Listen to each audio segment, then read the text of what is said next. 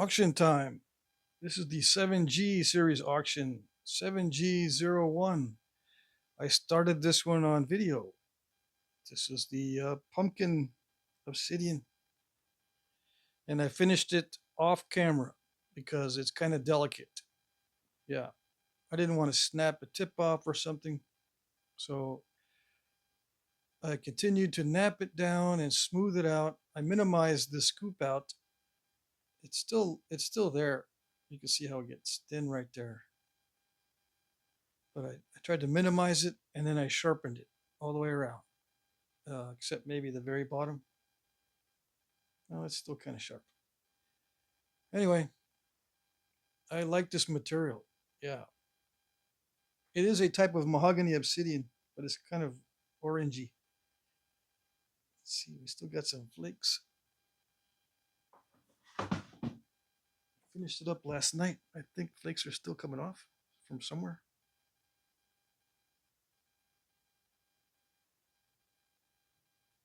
This one sharpens up pretty good. I mean, this type of obsidian, I was surprised it didn't crush and all that. Yeah, the dark buttery stuff crushes really easy, but this stuff was good. Yeah. So yeah, I do like the mahogany obsidian varieties. I think they're inching up the ladder as far as my favorites. It might even over replace the black buttery stuff because the darker obsidian crushes a lot. It's probably a little bit of difference in the material. I mean, in the mineral composition. I don't know. Anyways, it's still a little bit wonky, but I like it. So I just left it. All right. Well, what's the size? This blade is almost 5 and 3/8. It's like 5 and 5/16. Yeah. Inch and inch and 7/8 at the widest point. I don't know what you would call this. There's probably something in the archaeological record that looks like this. Yeah. All right. I don't know what it is. I didn't look it up. 7G02. This is a triple flow blade. Yeah, mostly clear. Got a little bit of red and stuff in the tip. It's got that band of black obsidian there, and the rest is pretty much clear except for some down here, obviously. I finished this one up this morning. Yeah, it's one of the ones I finished up this morning. I was going to do a bunch of notching and stuff today, but as you'll see, I did mostly blades today with very little notching. It's sharpened all the way around. There might be a couple dull spots down here at the base, but everything else is as sharp as I can get it. This stuff is it's hard to sharpen, but it wasn't too bad. With the higher grade triple flow, it's not that bad. But a lower grade triple flow like this one here, this is a lower grade triple flow. I had a hard time sharpening this one. This was coming up in a minute. But yeah, there's a big difference between the high grade triple flow and the lower grade triple flow. All right, so this one is 4 1/4 by 2 3/8 almost. Yeah. Yeah, I guess this could be a knife blade or whatever you want. You can notch it or whatever. Yeah. I think I'll be offering more of these types of points in the auction just as blades because I'm a little bit burnt out on the notching. Yeah. I was doing a lot of notching this week and I'm saying to myself, I don't know. I don't know if I want to do this forever. Okay. 7G03. This is a triple flow, I think. It's bubbly though. Or is it triple flow? Let me see. It's got some transparent areas and a little bit of red in it. So it's mostly black, but it's got bubbles and little inclusions. It was very, very difficult to sharpen. This stuff crushes very easily. But the red in it is very dark. It's like a brown. And it does have some transparent areas in it, but not much. You can see some in some areas it is transparent. So I would call it a triple flow, but it's one of the lower grades. Yeah. Sharpened all the way around. Difficult to sharpen. It's not that difficult to flake. It flaked pretty easily to thin it down, but to sharpen it, that was the hard part. Okay, this one is 3 7/8 by 1 7/8. Okay, another look. All right. 7G04. I did this one on video entirely with indirect percussion. It's all indirect percussion from a slab of heat treated Georgetown flint. Now I left it a little bit thick. I was requested to do a thicker point, I guess so you could see what it looks like, to not run a lot of thinning flakes. And it gets what I call flakery. When I don't run a lot of big bold flakes, it gets flakery, which means there's a lot of flakes, scars on the surface. Because I don't run them all the way across and they're not wide and bold. They're just kind of narrow and they go to the center. And the notches are done with indirect percussion. You can see this all on video. Yeah, it's sharpened all the way around with percussion only. But when you get it and you feel the edges, you're going to say, yeah, that's pretty sharp. Yeah, it's pretty sharp. Percussion does a good job at sharpening. 3.5 by inch and I don't know, 5/16. Yeah.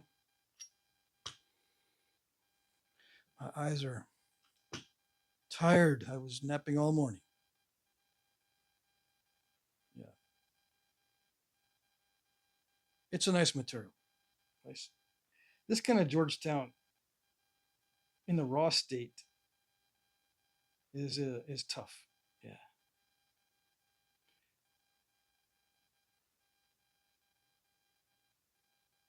It's got banding in it. So sometimes that stuff is rather tough, but you can never tell. But heat treating makes it better. Oh, yes. 7G05. This is a opaque obsidian, not translucent or transparent at all. It's gray, and some call it dacite. Yes. This is not difficult to sharpen, but it is difficult to thin down because it gets rather crunchy. So yeah, it's a dacite. And you can see I like big bold flakes when I'm not doing a flakery type of point.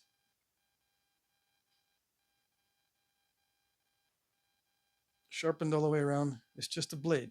I was going to notch it, but I said no. No notching. A little over 3.5 by inch and a half. See, these are very similar. The one I just showed. Just teardrop shaped blades.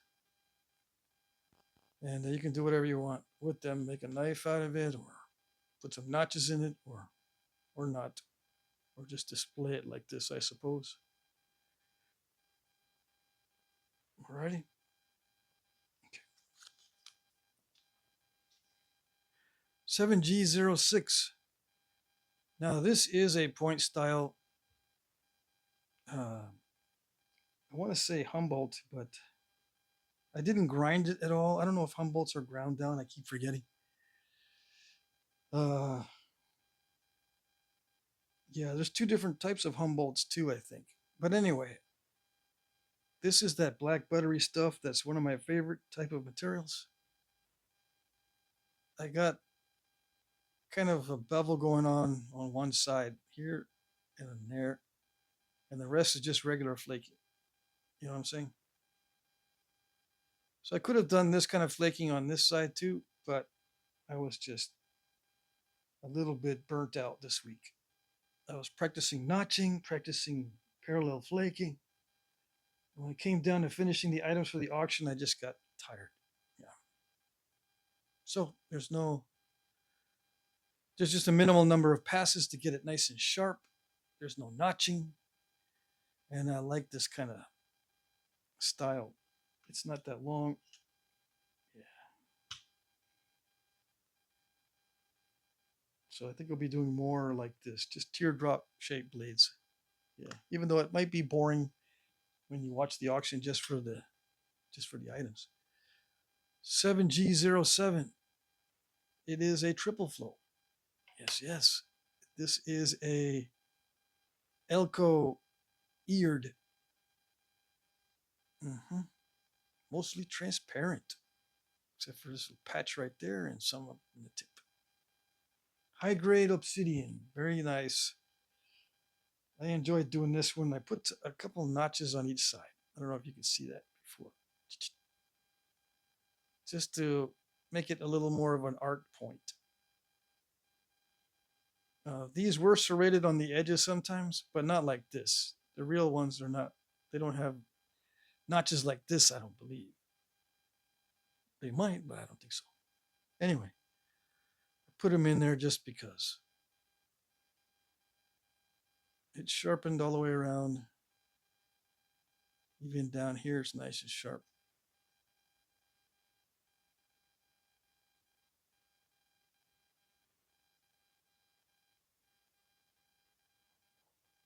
Yeah. I finished that one up a couple days ago, I think. All right. 7G08.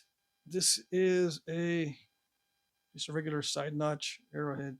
It could be a northern type, I suppose. It's got the expanding notches. This one kind of blew out a little bit compared to this one. Yeah. Anyway, it is a triple flow, I think. Yeah. It's a lower grade triple flow though, because it took me forever to sharpen this one.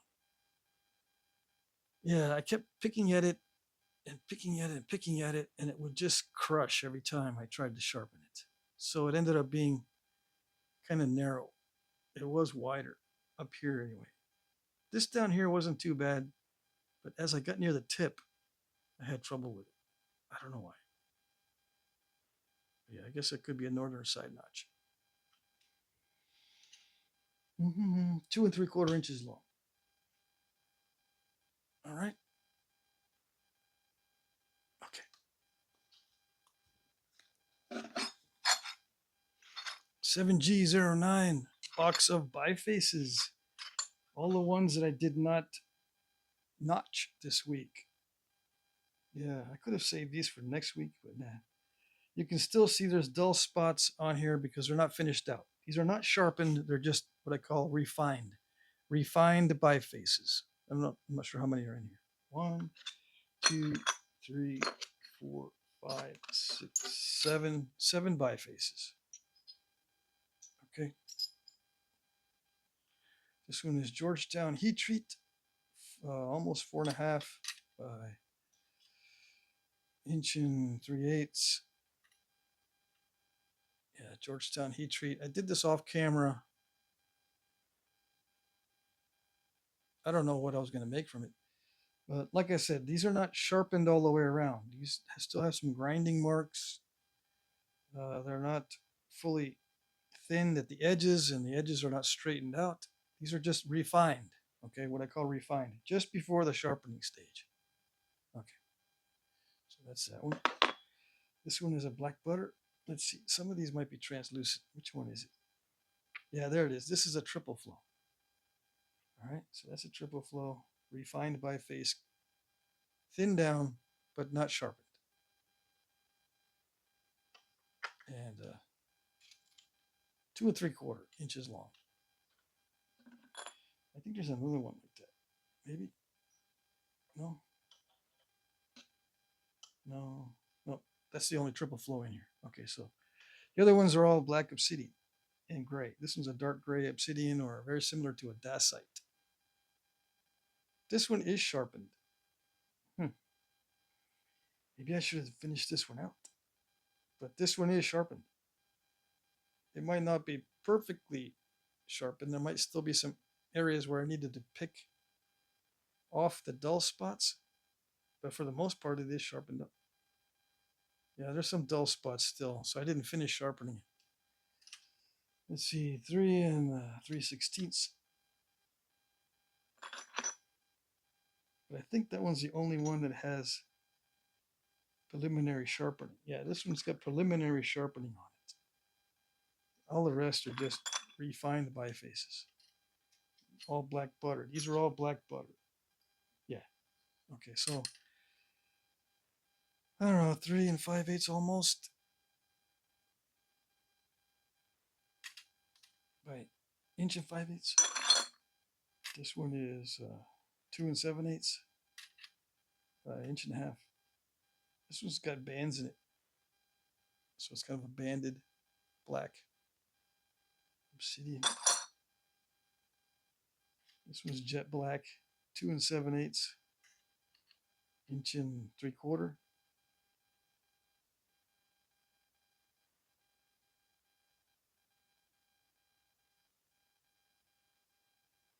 Yeah. And this one here is 3 and 1/16 inches long. Yeah, I think I used up all my large pieces, or pieces that were 3 inches and over. Yeah, I think I've used them all up already. This one's not quite 3 inches. So all I have left of the black butter is smaller pieces than this. So I may have a box next week of smaller pieces. We'll see. All right.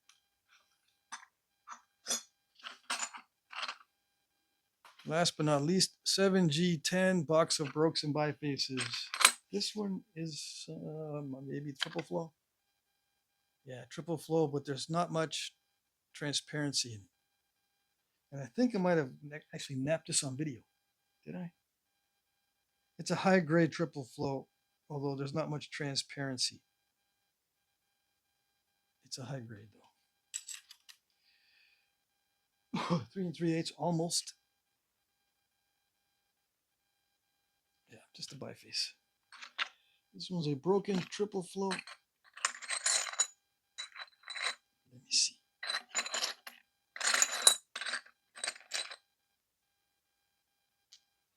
Yeah. I think this had an internal defect or something. Because it broke in a weird way.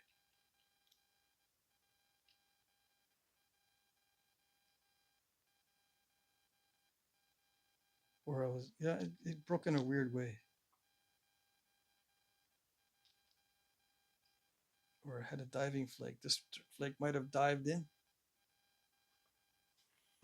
Something weird happened. Didn't expect that one. I usually try to be extra careful with the triple flow,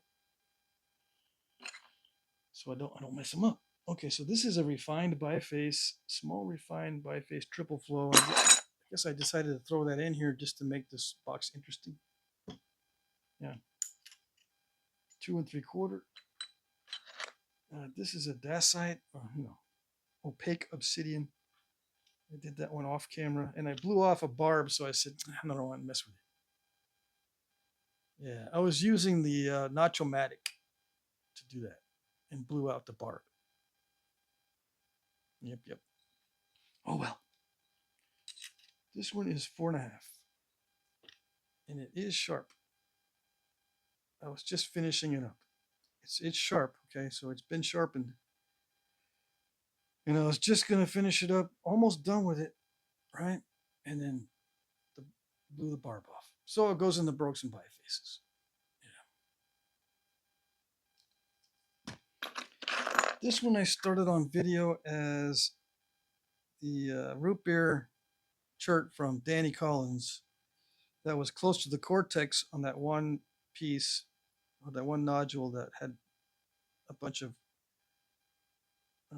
cracked stone in the middle. And I tried to preserve the cortex area to make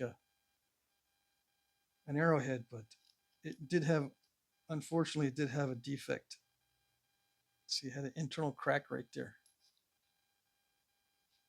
So as I was working on the base, the tip popped off. Yeah. Working on the base means I was using indirect percussion down here to thin it down a little bit. And the tip popped off because of that internal defect.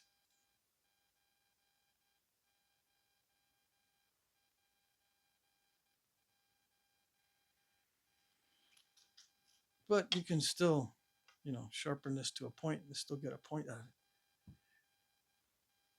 it. And a couple of breaks here. This is a triple flow. Another weird break on this one. Might have been too aggressive with some of these. That happens a lot. I get too aggressive when I want to be in a hurry. And this one here, I don't know why. This one's probably on me. Yeah, because there's no reason for this one to break. This is a high grade obsidian banded. It is snapping halfish, but I wasn't having any trouble with it. I was getting nice flakes to come off. I think that was the last one was this big one. And usually they're not a problem, but I must have hit it way too hard. Or just, no, not way too hard, just barely hard enough to get it to snap. Yeah. Oh well. So there's kind of a variety of stuff in here. Okay. All right. Rules. Okay, these are just a short version of the rules. I'm using these little note cards. Okay. There will be an auction here every Monday. I will post the auction video at 4 p.m. Eastern Time. Okay, I'll try to get it posted at 4 p.m. Sometimes I might be late. And it will end at 9 p.m. Eastern Time. Every time. That I won't be late on. Okay. You bid in the comments section. If you're not able to post a comment, you will not be able to participate in the auction. You bid under one or more of my pre-populated comments. Please include the item number if you're not sure you placed your bid in the correct place. Okay, kind of self-explanatory. Try not to bid at the last minute. I'm using YouTube's time tracker and it's not always accurate. Okay, just fair warning. Okay, I reserve the right to call the winner as I see fit in any case. Right? Okay, so there's been issues where it's been very close and people have been bidding at the last minute, and sometimes YouTube says you're late, even though you and I both know you're on time, but I got to use a time tracker that everybody sees. So that's why I use YouTube's time tracker. All right? Okay. Look at my previous auctions to see how they work. If you have questions, you can email me or post your questions in the comments section. So my email is jackcrafty2@gmail.com. All right. There is a description of the auction in the description box. I also post this short video clip every time in case you don't like reading. Yeah. There will be a hard close of the auction at 9 p.m. Eastern Time. It depends on your time zone, though. It ends at 8 if you're on Central Time, 7 if you're on Mountain Time, and 6 if you're on Pacific Time. Make sure you account for your time zone. Okay? All right. I will begin announcing winners 1 minute after the top of the hour. It may take me up to 45 minutes to announce all the winners, though. Okay, so give me some time to announce all the winners. I will start at 1 minute after the top of the hour because I refresh the comment section to make sure I see everyone's comment and I know what time they bid. Okay. I will hit the heart button if you win. This is the only notification you will receive. There is no private messaging in YouTube. And I will not hunt you down on Facebook or anything like that to announce that you are the winner. I will put a heart on the winning bid. I will heart it or love it or whatever it's called. Okay? All right. As a last resort, I can bid for you if you contact me before the auction ends. However, I will not bid for you closer than 5 minutes prior to closing. Okay, so keep that in mind. Again, my email is jackcrafty2@gmail.com. You can email me if you're having trouble. You can bid as many times as you like. I will only charge you the amount that beats the next highest bidder. This helps to prevent sniping. Okay, so if you're not sure what that means, just look at previous auctions. You'll see that some guys bid a lot toward the end of the auction. They start putting in bids at the last minute just so someone won't snipe them for like $2. You know what sniping is, right? If you don't, then I don't know what to tell you. Let's see. Did I skip one? No. I will hit the like button if and when I see your bid. It may take me a while, but as the time approaches the closing, I check more frequently. Okay, so this is how you know that I'm seeing your bids or comments. I will hit the like button. Okay, this is very important, especially if you're new. If you suspect that your comments or bids are not being seen, try asking if I see your comments bids. You ask in the comment section. If I don't respond, I can't see your comments or bids. All right, pretty obvious. So if I can't see your comments or bids, you got to try something else, like restart your phone or use someone else's phone or get on your computer to try to bid, or send me an email. Figure out what's going on, because it's usually on your end, right? Yeah. So just try different methods to try to get your comments visible. Shipping is free in the US. International shipping is discounted but not free. Okay? Free in the US, but international shipping is not free. It's $10 extra for a light package, 1 pound or less, and $20 extra if it's heavier than that. Okay? So your international shipping is discounted, but it's not free. Shipping is free in the US. I ship all items through the U.S. Post Office. I will always provide tracking numbers. I will issue refunds if requested. Oh, yes. If you are the winner and you're new, you'll need to email me your name, your address, and preferred method of payment. Or you can ask me what I prefer. I usually prefer PayPal, but I have different payment methods that I use. I accept Venmo, Cash App, PayPal.me, Zelle. Okay, just we'll arrange this in the emails. Okay. Okay, that's it for the cheat notes. Good luck, everybody.